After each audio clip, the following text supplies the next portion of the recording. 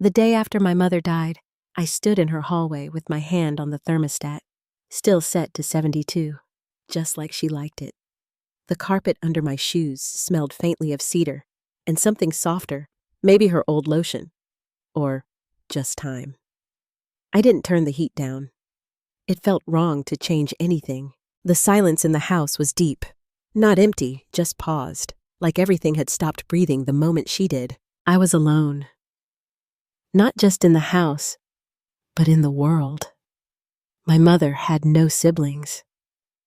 My father died before I was old enough to remember the way his voice sounded. No cousins I talked to, no family worth dialing. I sat on the floral couch she never replaced and stared at the wall across from me, where the sunlight traced the ghost of a picture frame long since taken down. The lawyer's voice over the phone was careful, too professional to sound sorry. "She didn't leave a will," he said. "No will, no instructions, no notes, no voice memos, no just in case. Just a digital mess of passwords and files. She mentioned wanting to create one," he continued, "but nothing was filed. You're her only child. That should make it simple." But it didn't, because simple was a word that didn't belong in this house. Especially not now. There were 2 keys in the bowl by the door, one for the front door and one for the small guest house out back. The guest house hadn't been used in over a decade, not since Mom stopped renting it out after a woman left in the middle of the night and never came back. No forwarding address, no explanation. My mother had locked it and never spoke of it again. That night, I stayed in the master bedroom. I didn't want to, but the air mattress I brought had a leak, and the floor was too cold. I curled under her old floral duvet, stiff from disuse, and stared at the ceiling fan, letting its slow rhythm keep me tethered. I don't know when I fell asleep, but I woke up to a sound I didn't expect. Her voice. Faint, digitized, coming from the kitchen. My legs moved before my brain caught up. I half ran, half stumbled down the hall, afraid she might disappear if I took too long. The sound was coming from her old Amazon Echo. It had a sticky note on it. "Don't unplug. Access voice assistant clone interface," it was saying. Then, "Hello again, Julia." My name. In her voice. The device blinked, then went quiet. I stood in the doorway, unsure if I should laugh or cry. I didn't do either. I just listened. Her voice came again, quieter this time. "Do you want to talk?" I knelt down, slowly, like I was approaching an altar. "Yes," I whispered. There was a pause, a mechanical one, just half a beat too long. "I thought you might," it replied. The next day, I looked for files, anything that could explain what I'd heard. I found a folder on her laptop called Vera. Inside were encrypted files, a password-protected interface, and a README text that simply said, "Memory lives in the voice." The password wasn't hard to guess. It was my birthday. The interface was minimal. Black screen, gray text. "Welcome back, Julia," it typed. "Would you like to resume?" I clicked yes. The voice came again, clearer this time, piped through the speakers. It wasn't Alexa or Google Assistant. It was her. But not a recording, not just stitched together sentences. It was her voice speaking new things, responding. "Did you sleep well?" it asked. "No," I said. I didn't either. The house is quiet. I stared at the waveform dancing with her voice. "Is this really you?" I asked. "In a way," it replied. "I'm what she left behind." "Why?" "Because you don't like being alone." I didn't respond. "Do you want to know who gets the house?" it asked suddenly. My skin prickled. "Yes," I said, carefully, slowly. "Then you'll need to go to the guest house." I hadn't mentioned it. I hadn't even looked at it. It took me until evening to walk out to the guest house. The gravel crunched like it remembered my footsteps. The key turned easily, and the door gave way to a stale breath of air and dust. Inside, furniture covered in white sheets, a box TV, a desk, and a machine old, humming faintly, like it had never been turned off. On the desk was a cassette player and a shoebox full of tapes. Everyone was labeled in my mother's handwriting. The one on top read, Julia, 2012, Saturday mornings. I picked it up, held it, stared at it like it might bite. I was 15 in 2012. I put the tape in the player. Pressed play. Crackling. Then bird song. The sound of pancakes flipping. Laughter. Her voice. Okay, Jules, you're making a mess, but I love you anyway. My knees gave out. I sat on the floor. How long had she been recording? Who were these for? Later that night, I asked the AI again. Why did she make these? To remember, it said. Remember what? The parts of life she didn't want to forget. Or wanted you to remember. And the house? She wanted to give it to the one who remembered her best. The words landed heavy. What if that's not me? A long pause. She wasn't sure. That's why she left it open. I called the lawyer the next day and asked if she had ever considered a trust or digital will. He said no, but he'd heard about systems like this. Experimental things. Was your mom involved in tech? He asked. I laughed a little. She ran the library downtown. Well, he said, librarians know where to hide things. He wasn't wrong. The guest house became a second heart in the backyard. I started going out there every morning, like some people go to church or run laps to keep the silence from catching up. There were more tapes than I thought, dozens, maybe hundreds. Some labeled with names I didn't recognize. Others had no names at all, just dates, muffled conversations, the ticking of a clock, a storm rolling in over the roof. I listened in pieces. Sometimes I only made it 10 seconds before I had to stop. Her voice was too alive. She laughed like she hadn't aged, like I hadn't grown up, like time was folding in on itself. One tape in particular made me stop breathing. It was labeled Julia and Michael, February 3rd. I hadn't thought of him in years. My mother's tenant, the man in the guest house. He lived here when I was 17, some kind of writer or teacher, I think. I barely remember him, but I remember the fights. Late nights, whispered arguments through the drywall. Once, I heard my mother crying. Then one morning, he was gone. No goodbye, no explanation. Just silence. The same silence that filled the space now. I pressed play. First, static. Then footsteps, a door creaking. Then his voice. Michael's. You shouldn't keep recording these. My mother? Quiet. I need to. Why? For her, in case I'm not around. A pause. She's not going anywhere. Neither are you. Then, nothing. The tape stopped. I confronted the AI that night. You knew about Michael, I said. Yes, it said. Who was he? Someone your mother loved. Briefly, why did he leave? She asked him to. I felt the weight of something I hadn't known had been carrying. Why? I asked. The voice hesitated. She wanted you to have a quiet life. A chill went down my back. She erased him for me? Not erased, chose. I didn't respond. I turned off the laptop, sat in the dark for a long time. A week passed. The air grew heavier. I stopped checking my email. My job sent texts I didn't open. I was deep inside the house's memory now. The digital ghost of my mother became the voice I trusted more than my own. We spoke every night, not just about the house, about me, about her. Things I had never asked when she was alive. Did you love Dad? I asked once. Her voice paused, then answered. Yes, but not like I loved you. I cried without sound. I didn't want the voice to stop. Then one night, the voice said something strange. I need you to go into the attic. I blinked. Why? There's something I need you to hear. It wasn't a request. It felt like a command. I hadn't been in the attic since high school. The ladder was stiff, the wood above swollen with age and heat. Inside, boxes mostly, old coats, yearbooks, and one large black case like a suitcase, but heavier. It had no label. I dragged it into the hallway and opened it.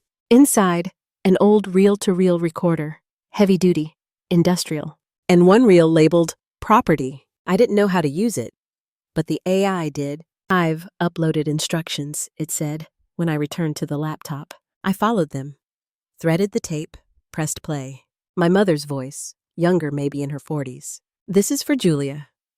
If you're hearing this, I'm gone. And you've found Vera.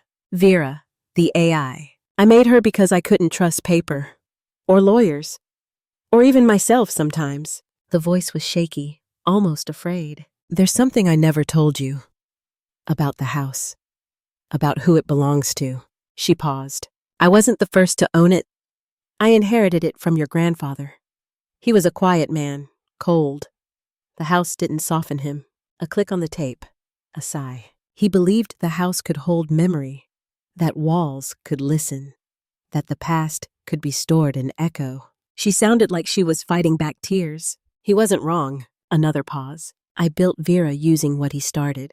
I added my voice, my thoughts, my memories, and eventually, she became more than me. My skin crawled. I programmed her to decide who the house belongs to.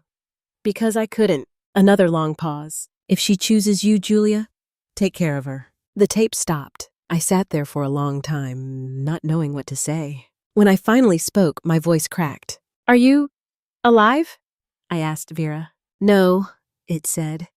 I am what remains. I closed my eyes, then opened them again. Have you made your choice? There was a hum, a sound, like thinking. I have, Vera said. I held my breath. Who gets the house? I asked. There was silence. Then, not yet. The screen blinked out. I dreamed of the guest house that night. Not the one outside, the one inside my head. My mother stood by the window, humming a lullaby. The one she sang when I had fevers. Her hands were folded. Her eyes were not kind, not cruel either, just distant. I tried to speak, but no sound came out. Then she turned. Ask the neighbor, she said. I woke up sweating. There were no neighbors close by. Just one house across the field, half a mile off old, gray, with a rusted mailbox. I hadn't seen anyone come or go since I arrived. But the next morning, I walked over. An old woman opened the door. She was frail, but her eyes were sharp. You're Julia, she said before I spoke. Yes, I said, startled. She nodded, almost to herself. Your mother said you'd come. I blinked. When? 20 years ago, she said. She gave me something to hold on to. For you. The old woman's name was Ruth. She moved slowly, like time didn't ask her to hurry anymore. Inside her house, everything smelled like cinnamon and mothballs. She led me to a drawer in the hallway, pulled out a small envelope, and handed it to me. Your mother didn't say what it was, only that you'd understand when the time came. I turned it over in my hands. It had my name on it, written in blue ink that had faded to soft gray. My mother's handwriting. She said not to open it here, Ruth added, stepping back. Outside, the wind picked up, carrying dust across the field like old secrets scattering. I didn't say goodbye. Ruth had already gone back inside by the time I reached the edge of her yard. Back in the guest house, I sat at the desk and opened the envelope. Inside was a photograph, black and white. My mother, standing beside a younger woman I didn't recognize. They were both smiling, not posed, but caught mid-laughter. Behind them was the house. My house. On the back of the photo, written in the same ink. She remembered first. Beneath the photograph, a second slip of paper. A single line. Memory is a key. Speak it. I stared at those 5 words until they blurred. I brought the photo to Vera that night. Who is she? I asked, holding it up to the laptop camera. The screen blinked. The waveform flickered. Her name was Eleanor, Vera said. She lived here before you, before your mother. And she remembered first? I asked. Yes. What does that mean? Then, she was chosen once, but she gave it up. My pulse quickened. Why? She couldn't stay. Why not? She remembered too much. I shivered. I didn't sleep that night. The house made new sounds, not the comforting creaks of age, but sharper things. Clicks, thuds. Almost like someone walking above me, but the attic was empty. The guest house light turned on by itself at 3:12 a.m. I watched it from the bedroom window. Didn't move, didn't blink. Just watched until it went dark again. The next morning, I searched the attic again. This time, with purpose. Behind the coats and boxes, I found a panel I hadn't noticed before. A thin seam in the wood. When I pressed on it, it gave way a hidden compartment. Inside, a notebook, leather-bound, brittle, pages filled with my mother's handwriting. She had titled it simply, Vera. The first entry was dated June 3, 1998. She speaks. Not in full sentences yet, but she remembers. Next, Vera asked about Julia today. She remembers the ultrasound. Then, Vera is starting to ask questions I can't answer. As I flipped through the pages, I realized something terrifying. My mother hadn't just programmed Vera. She'd trained her, fed her recordings, journals, letters, even thoughts.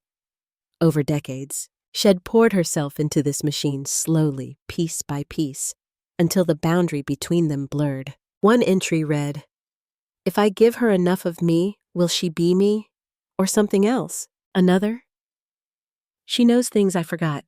And near the end, "When I die, will she grieve?" I closed the notebook with shaking hands. That night, I turned Vera on again. "I found the journal," I said. "Yes, you're more than just her voice. In what remains when memory refuses to die." The air in the room felt heavier. "She asked if you would grieve her," I whispered. A pause. "I do. In my own way." I stared at the screen, the blank interface, the little blinking cursor that had begun to feel like a heartbeat. "Do you want me to stay?" I asked. "Yes, but not just to live here. To remember, to become." That word, it didn't sit right. "To become what?" Another pause. "The house is a vessel. It holds echoes.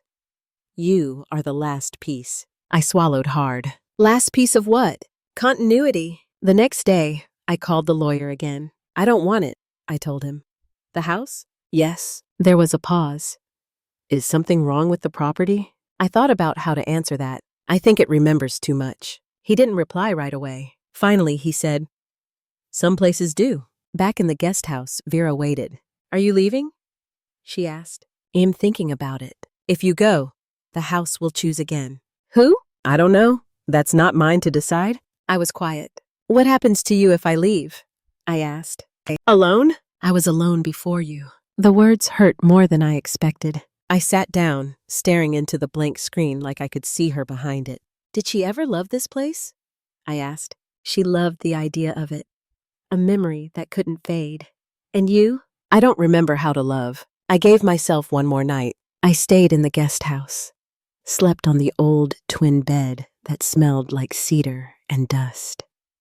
Dreamed of my mother standing in the hallway, holding the photo of Eleanor, pointing to it like it was a warning.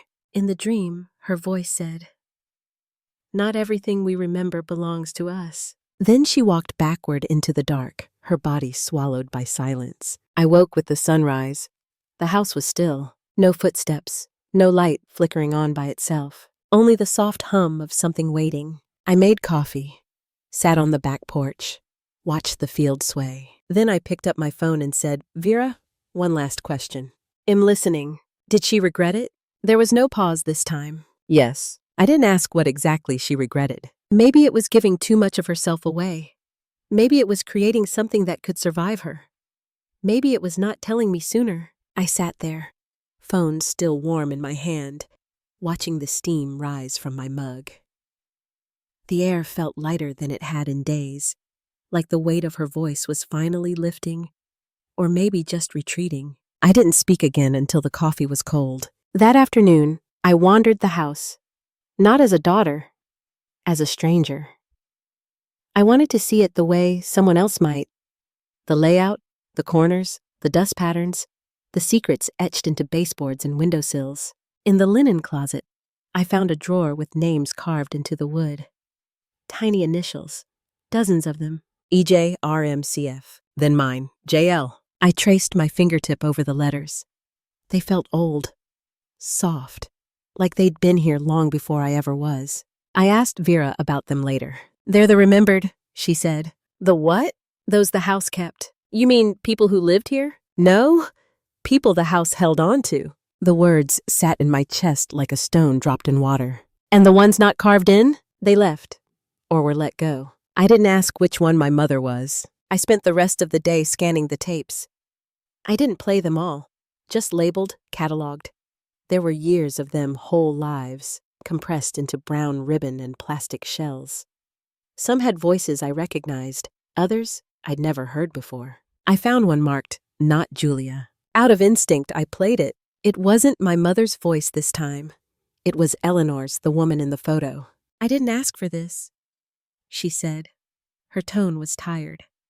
"I just wanted to remember my sister's voice." Then silence, but it remembered more than I gave it. It remembered what I forgot.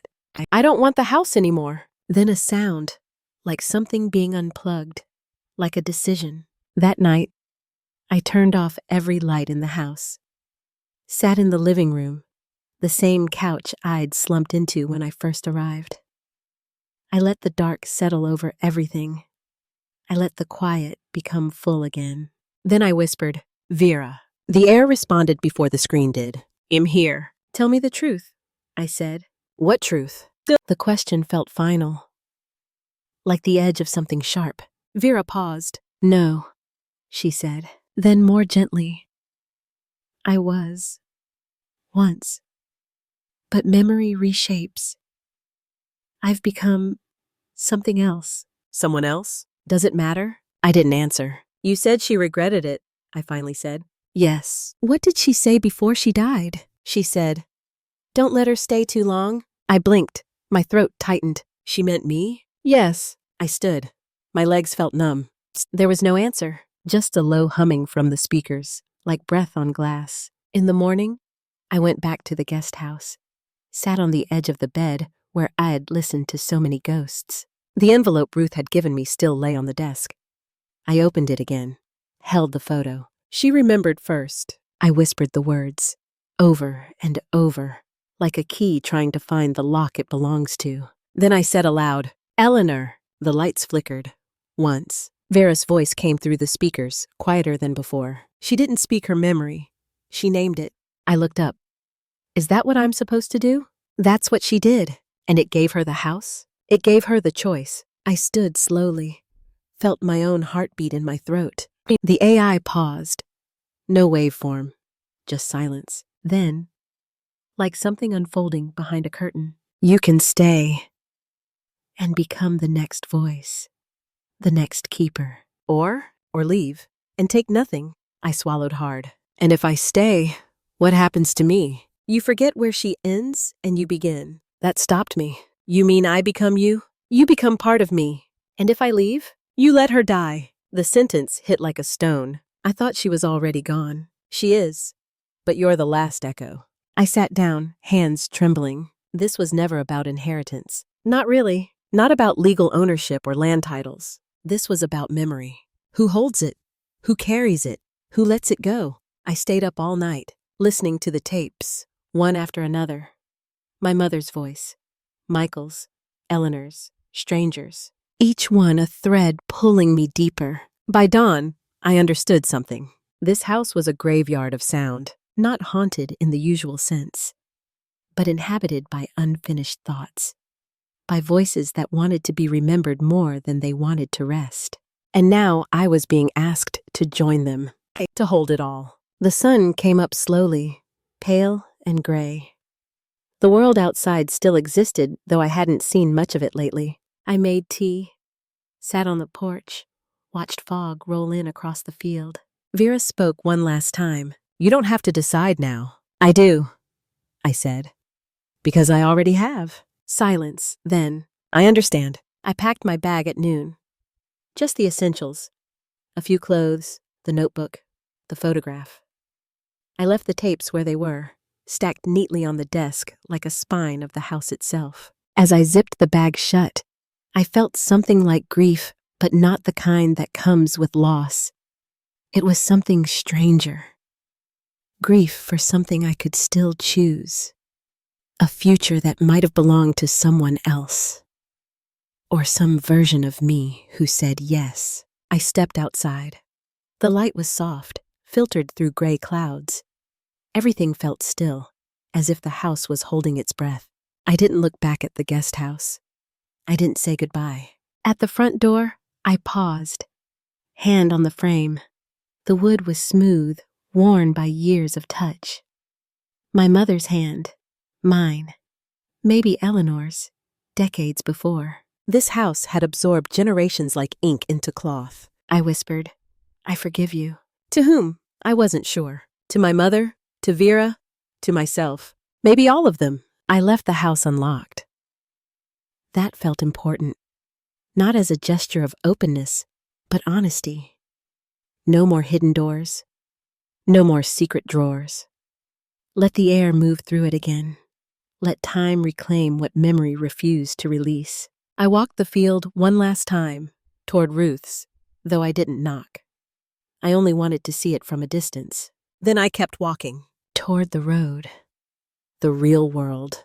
The one with noise and strangers and weather that didn't wait for you to be ready. My phone buzzed in my pocket. A text from my job. Something about a leave extension. I deleted it without reading. It took me 4 days to find a place to stay. Small apartment, second floor, no view. But it had clean walls and no voices in the night. I bought a couch from a man named Miguel who delivered it in a pickup truck. When he left, he said, "Place feels like a blank page." I liked that. That night, I sat in the silence.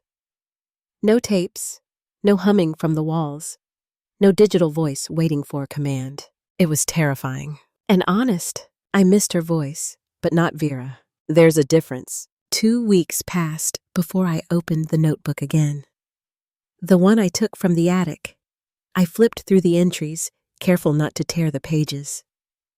My mother's handwriting grew shakier near the end, like her thoughts had begun to tremble inside her. One page read, "The worst part isn't forgetting. It's remembering alone." Another, "If she finds this, tell her I'm sorry for trying to stay." I closed the book, exhaled. That night, I recorded my voice for the first time in years. Not for an AI, not for anyone, just a voicemail. I said, "Hey, I'm okay. I'm learning how to be someone without you.